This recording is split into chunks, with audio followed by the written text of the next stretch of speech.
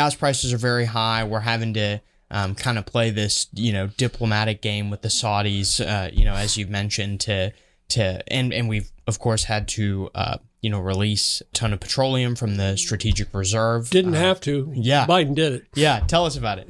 Well, it's all self-inflicted. Day one, he walks in and cancels the Keystone XL pipeline. Day one. And now they're saying, Can you talk a little bit about what the Keystone XL pipeline is? I feel like it's just one of these terms that gets thrown around, like Keystone XL. What exactly was it? Essentially a pipeline out, and we greenlit it. Well, I mean, I participated in the decision making when it came into Montana. Mm-hmm. I mean, when it crossed the border. Mm-hmm. I mean, essentially, we were all there.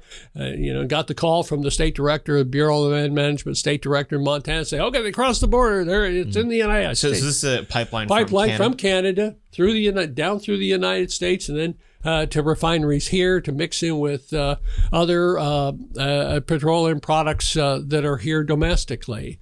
And now the Biden administration, nearly 2 years later, is saying, "Oh, our bad. Yeah, that was thousands of jobs. Yeah, that would have been a big deal. Sorry, but no intention to go back." They canceled Keystone XL pipeline.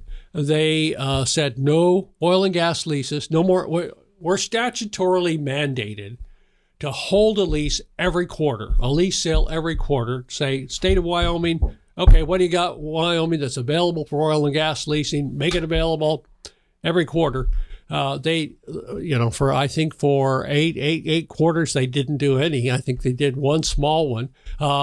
You have to go back to the Truman administration to find a time when a president has leased less oil and gas resources than Biden did. We're moving backwards. Plus, they have at the Department of Interior all these draconian rules, the methane release, and all these other things they're forcing on the industry, essentially saying, we're going to make it harder for you. You may have a permit. You may be drilling right now, but we're going to make it tough for you. And then they have these insane policies with regard to financing.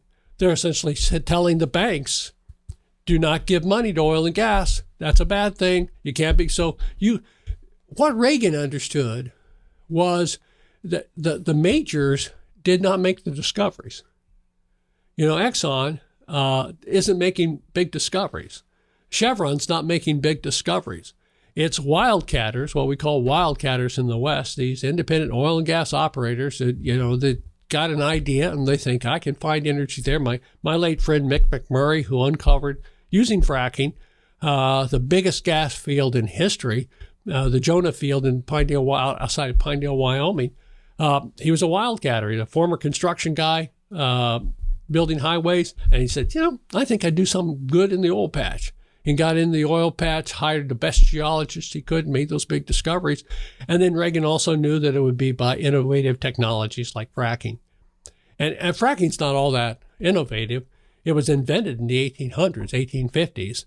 It was really put into modern day use in about 1947. So it's been around for a long time. But fracking produces 90% of our natural gas in this country. If we don't have fracking, we don't have natural gas. And so they essentially, the financial people at Treasury, all speaking with one voice, have made it tougher and tougher and tougher for my guys, these wildcatters, the oil and gas people, to get the financing they need to drill these speculative wells and make the big discoveries that we have to have. But we have enough discoveries already. We don't have to rely on future discoveries.